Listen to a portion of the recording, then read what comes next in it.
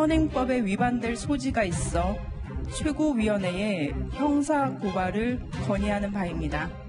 일단 민주당으로 돌아가서 결정하고 싶습니다.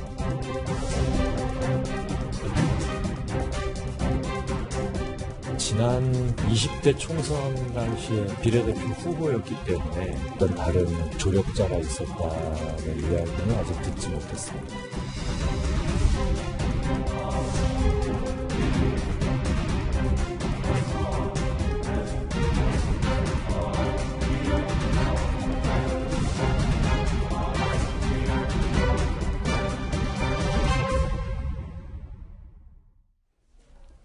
예. 먼저 이 얘기를 좀 해봐야 될 것 같습니다. 네, 더불어시민당이요. 비례대표 15번 양정숙 당선인을 어제 뒤늦게 제명했습니다. 불법적으로 재산을 불렸다는 논란 때문이겠죠. 그런데 양정숙 당선인 여러 이 같은 조치에도 사퇴 의사가 없다. 버티고 있는 것 같습니다.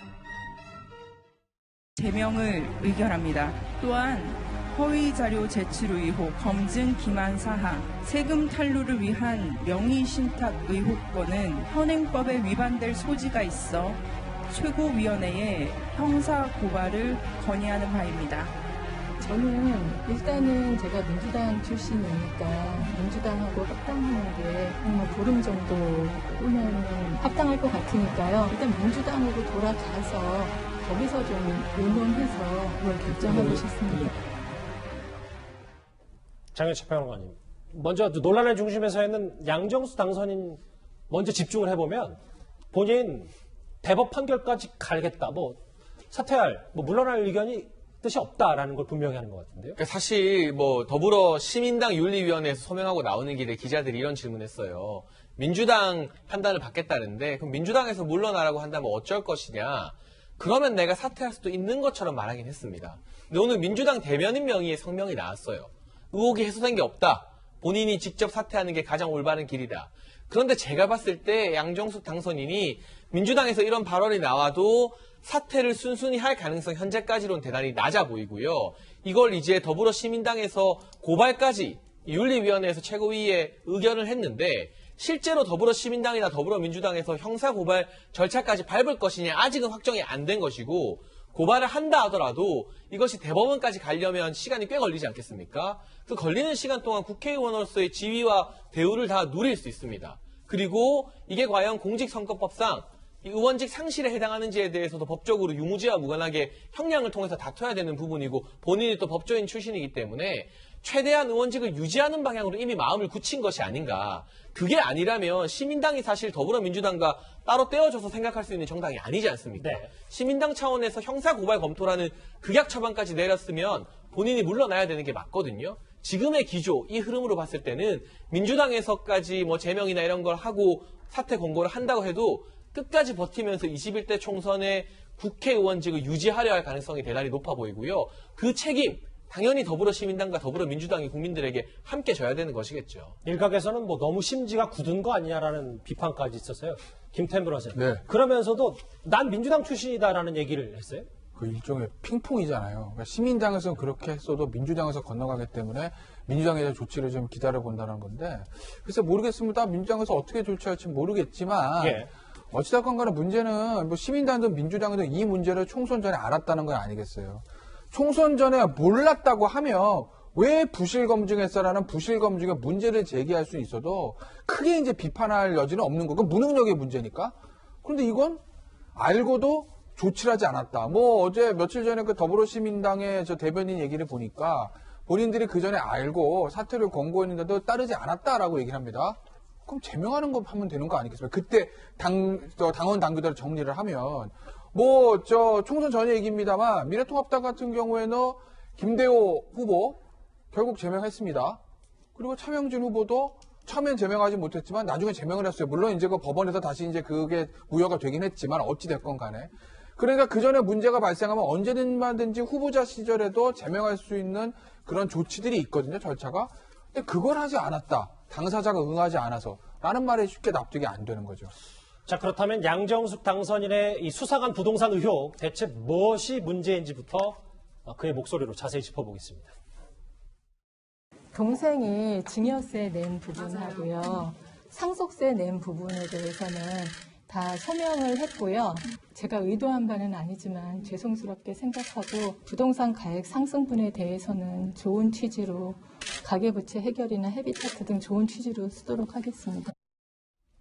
그럼 도대체 총선 전에 어떤 검증 과정이 있었길래 지금 와서 이렇게 큰 문제가 되는지, 장혜철 평론가님, 그러려면 부동산 얘기를 좀 안 할 수가 없는데 강남 아파트 세채 어떻게 4년 동안 40억 넘는 돈을 증식한 겁니까? 저는 이해가 안 되는 게, 물론 이 공당의 공천위원회나 최고위원회가 수사기관이 아니라서 검증에 실패하는 경우도 덜어 있습니다. 네. 여당, 야당 떠나서요.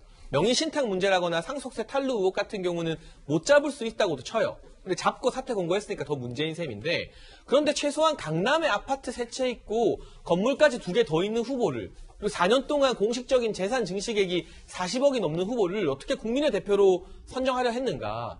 이게 왜 문제냐면 더불어민주당의 지난 3년 동안의 기조, 문재인 정부의 기조, 부동산으로 돈 벌 생각하지 말라는 거였잖아요.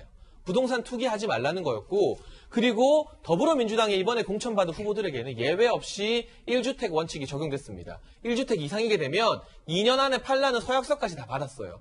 현역들에게도 그렇고 공천 준 사람들에게도. 근데 더불어시민당 후보들에게는 유독 이 원칙, 1주택 원칙이 적용되지 않고 제외가 됐습니다. 너무나 많은 예외가 이 비례위성정당인 더불어시민당 후보들에게 주어지면서 제대로 검증이 이루어지지 않은 것이고요. 법적인 부분을 떠나서 강남의 아파트 세 채 가지고 4년에 40억 넘는 차익을 본 국회의원을 국민의 대표로서 대다수의 평범한 국민들이 어떻게 존경하고 인정하면서 바라볼 수 있겠습니까?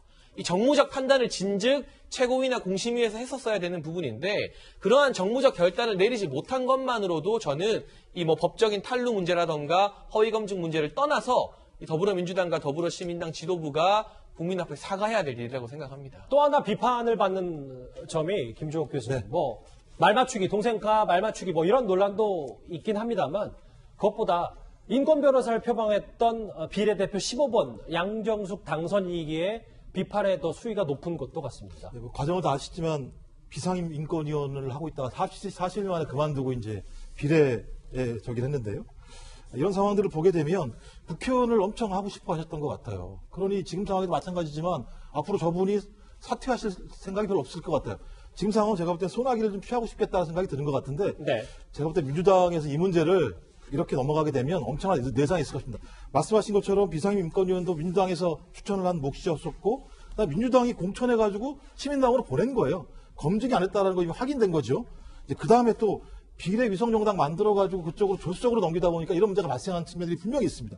저는 이런 상황에서 민주당이 지금 예를 들면 사퇴를 촉구하는 수준으로 이 문제를 막기는 어려울 것 같다는 생각이 분명히 들고요. 예. 거기에 대한 대책과 아무리 얘기하더라도 양정숙 당선인은 민주당에서 활성화할 수 없다라고 하는 명확한 시그널을 계속 보내야 된다는 생각이 들어요. 그렇게 되면 나중에 민주당이 오히려 더 큰 대상을 받을 수밖에 없다는 생각을 하게 됩니다. 예, 그런데 이제 수상한 재산 증식 과정 말고도요, 이 양정숙 대변인이 정수정학회 부회장을 지냈다는 점도 새로운 논란이 되고 있습니다. 공동 변호인단으로 들어갔다고 했지 제가 맡은 적이 없다고 하지 않았습니다. 아마 그 용어의 그 차이로 그렇게 한 것 같은데, 어떤 사진인지는 모르겠는데 노무현 대통령님 때 법무장관을 하셨던 분이 초청을 해서 그 행사에 갔던 사진 아닌가 싶습니다. 또 다른 하종대 국장, 정수정학회 논란은 저희가 어떻게 봐야 됩니까? 그러니까요. 사실은 이제 양정숙 변호사 같은 경우에는 4년 전에도 민주당 비례대표로 19번으로 갔다가 사실은 낙선한 경험이 있거든요. 그러니까 네. 계속적으로 민주당을 계속적으로 있었던 사람 아닌가 이렇게 하는데, 사실 그 전에 한번 보니까 정수정학회에서도 부의장에 있었다는 거예요. 그래서 기자들이 물으니까 처음에는 혹시 그 명의가 도용된 거 아니냐 이렇게 얘기를 다른 사람이 혹시 올린 거 아니냐 이렇게 얘기를 했다고 그러는데, 나중에 이제 확인을 해보니까 부의장으로서 여러 행사에도 참석한 사실이 확인이 돼가지고 지금 현재 자기 자신이 처음에 해명했던 것 자체가 지금 거짓 아니냐 이런 의혹이 일고 있습니다.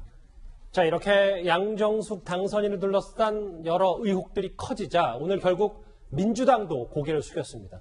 그런데 논란이 터지자 좀 다소 거리를 두는 건 아니냐는 비판도 피할 수 없어 보입니다. 더불어민주당은 양정숙 당선인에 대한 비례대표 후보 검증 과정이 미흡했던 점에 대해 책임을 통감하고 국민 여러분께 깊이 사과드립니다. 양정숙 당선인을 둘러싼 의혹들은 어느 하나 제대로 해명되고 있지 않습니다. 본인 스스로 당선인 신분에서 사퇴하는 것만이 옳은 길이라고 생각합니다. 지금 내 의혹의 핵심은 이제 양정숙 당선인을 떠나서 집권 여당까지 지금 불이 붙었어요. 김태현 변호사님. 필요할 땐 형제고 불필요할 땐 모르세냐. 왜 거리를 두냐. 근데 이게 얘기가 커지니까 더군다나 앞서 이제 장혜철 변호사 잠시 언급했지만은 지금 뭐 미래통합당하고 어떻게 보면은 조금 더불어민주당과 후보를 보는 기준이 좀 다를 수는 있어요. 근데 더불어민주당은 이인영 원내대표가 지난 12월인가요? 뭐 1가구 1주택, 뭐 다른 주택, 뭐 8기 서약 뭐 이런 거 하지 않았습니까? 그런데 이 사람은 4주택이 있는 사람이에요. 물론 뭐 4주택이 있는 사람이 국회의원 뭐 하면 안 된다. 저는 그렇게 보지는 않습니다. 다만 민주당이 이제 얘기했던 정책 기조하고 좀 안 맞는다는 거죠. 예. 그런데요. 이걸 좀 보세요. 송갑석 대변인 방금 전 했던 얘기 보면 비례대표 후보 검증 과정에 미흡한 점 좀 사과드립니다 그랬거든요. 엄밀하게 얘기하면요. 검증 과정 미흡한 건 아니에요. 무슨 얘기냐. 검증 과정이 미흡했다는 건 언제 쓰는 말이냐면 그 사람의 어떤 문제점을 잡아내지 못했을 때 나오는 거예요. 그러니까 팩트를 발견하지 못했을 때 저희가 그걸 어떻게 알았겠습니까? 이거 얘기를 안 하면 모르죠. 저희가 수사기관이 아니니까요. 검증 과정을 미흡했으면 여기 나온 얘기거든요. 예. 그런데요. 이 양정숙 당선인 같은 경우에는 엄밀하게 얘기하면 검증 과정 미흡한 게 아니에요. 다 알아냈어요. 예. 강남에 아파트가 4채나 있네? 그리고 어떻게 이렇게 갑자기 40억이 늘었지? 조사해봤더니 아까 저희가 화면에서 봤지 않습니까? 민주당에서 검증할 당시에 남동생이 나와서 세금 탈루 목적으로 명의신탁 것 이렇게 얘기했다는 거예요. 그것까지 그런 얘기까지 청취했다는 얘기는 검증 과정에서 완벽하게 스크린했다는 얘기입니다. 그래서 아파트 어떻게 이렇게 해서 많이 샀지? 세금 탈루 목적 명의신탁 요 두 단어까지 끌어냈다는 거 아니겠습니까? 그러면 검증은 잘한 거예요. 문제는 어디 있었냐? 그렇게 발견한 검증 과정을 가지고 이 사람을 공천할 건지 말 건지 하는 정책적, 정무적 최종 판단이 잘못됐다는 거죠. 그렇죠. 그걸 누구 했을까요? 누가? 참 이상하다는 거예요. 그때는 왜 이렇게 판단해가지고 당선인으로 그냥 비례대표 상임심을 넣고 지금은 또 이거 잘못된 판단이니까 뺀답니다. 잠깐만요. 말씀 끌어 죄송한데 네. 그럼 만약에 제가 양정숙 당선 입장이라면 네. 아니 그때 내가 다 이렇게 서명했고 네. 지나갔는데 왜 갑자기 지금 와서 4년에 43억 늘었다고 제명하고 형사고발하냐 이런 논리가 나온다는 그러니까 양정숙 당선인은 정치적으로는 그런 문제는 얘기할 수 있어요. 그때 다 저 얘기 들었다며요. 왜 그때는 공천 쪽이 지금 안 좋아하는 얘기를 할 수는 있는 건데 제가 양정숙 당선인의 말이 옳다는 게 아니라 예. 민주당의 정책적 판단, 정부적 판단의 흐름이 총선 전후로 완전히 바뀐 거잖아요. 만약에 명의신탁, 세금 탈루 목적 이런 것들을 그때 몰랐다고 하면 네. 저희가 지금 알았습니다. 죄송합니다. 지금이라도 뺄게요. 하면 되는 건데 그때도 알고 있었잖아요. 근데 그때 넣었어요? 근데 지금은 뺍니다. 뭐가 달라진 거죠? 180석이 달라진 180석 때문에 달라진 건가요? 그러니까 그런 민주당의 정책적 판단이 달라진 이유, 그게 저는 궁금하다라는 거죠. 근데 이제 사실 확인 하나 할 게 뭐가 있냐면요. 예. 이제 민주당 관계자 말에 의하면 검증 과정에서 다른 건 했는데 재산 문제를 검증을 못했다고 얘기를 한 측면이 분명히 있어요. 제가 볼 땐 그러니까 검증을 할 때 그렇죠. 근데 제일 중요한 거 아닙니까? 재산 증식 중요하지만 과정이. 보니까 졸속 추진하고 이런 과정을 거치게 되면서 그 부분과 관련해서 양정숙 당선인의 문제는 뭐냐면 소위 그 재산 문제를 검증하지 않았다는 얘기는 뭐냐면 양정숙 당선인은 별 문제가 없을 거라고 제가 볼 때 내부에서 얘기를 했거나 예. 내부에서 그 문제에 관련해서 굳이 문제가 안 될 거라고 얘기했던 그 메커니즘 뭔가에 대해서 민주당이 설명할 필요가 분명히 있다는 생각이 들어요. 아까 김태현 변호사님이 잠깐 지적해 주셨는데 시간을 잠깐 들러보겠습니다. 실제로 민주당은요. 총선 유세 당시 선거 전이죠. 민주당 출신 후보들이 살아남을 수 있도록 더불어민주당, 더불어시민당을 지지해달라 이렇게 강조를 했었습니다. 더불어시민당이 많이 당선이 돼야만이 우리가 안정된 정권을 만들 수가 있습니다. 비로소 과반수 정당을 만들어야 문재인 대통령 나머지 자녀 임기 2년 반을 안정되게 이끌어갈 수 있고 개혁 정책을 완수할 수가 있습니다. 장혜철 변호사님, 글쎄요. 이 주제 좀 정리를 해볼게요. 그럼 지금 상황으로만 보면 양정숙 당선인 사퇴 생각이 없는 것 같고 뭐 제명하고 형사고발했지만 집권 여당인 민주당은 좀 거리를 두는 것 같고 이렇게 되면 이런 약간 애매한 상황으로 21대 국회 그냥 끝나는 겁니까? 그런데 지금 더불어시민당에서 이분이 국회의원 되기 부적절하고 판단 내린 분이 예. 대법원 판결 나오기 이전까지 의원직을 계속 유지하게 되는 거잖아요. 그 책임이 누가 있습니까? 국회의원 한 사람이 얼마나 중요한 자리인데요. 거기에 대해 소요되는 책임, 그런 거 당연히 검증을 못하고 제대로 이전에 교통정리를 못한 더불어민주당과 더불어시민당이 국민 앞에 사과하면서 그 책임을 져야 되는 부분이고요. 그냥 본인 사퇴에 기대고 이 형사재판 고소해서 대법원 판결 날 때까지 세워라 내워라 기다리면서 이분이 의원직 수행하게 둬도되는 그런 간단한 문제가 아니라고 저는 생각을 합니다. 그리고 이분이 20대 총선에서 당시에 민주당 비례대표 19번이었습니다. 결국 비례대표 순위가 후순위여서 국회에 입성하지 못했지만 그때 이미 한 번 검증할 기회가 있었고 예. 이번에 2년 교차 검증을 했고요. 그리고 중요한 것은 무엇이냐. 4년 전에 이분이 재산 신고 똑같이 다 했을 거 아닙니까? 서류 내고. 그러면 4년 사이에 40억 넘는 재산이 순증한 것에 대해서 누구 한 사람 이게 왜 이렇게 재산이 많이 늘었지? 이상하다라고 정무적인 판단을 할 사람이 아무도 없었다기보다는 의심이 드는 구석이 있었음에도 불구하고 여권의 어떤 실세나 친문 주류가 양정숙 당선인을 보호하려고 했던 것이 아닌가 그런 의혹까지 갈 수 있는 부분이기 때문에 더군다나 인권위 같은 경우도 비상임위원 임명되고 말씀하신 것처럼 40여일 만에 사퇴하고 비례대표 후보를 했는데 우리가 여야 막론하고요. 구청장 출신만 돼도 중도에 사퇴하고 나오면 마이너스를 굉장히 많이 줍니다.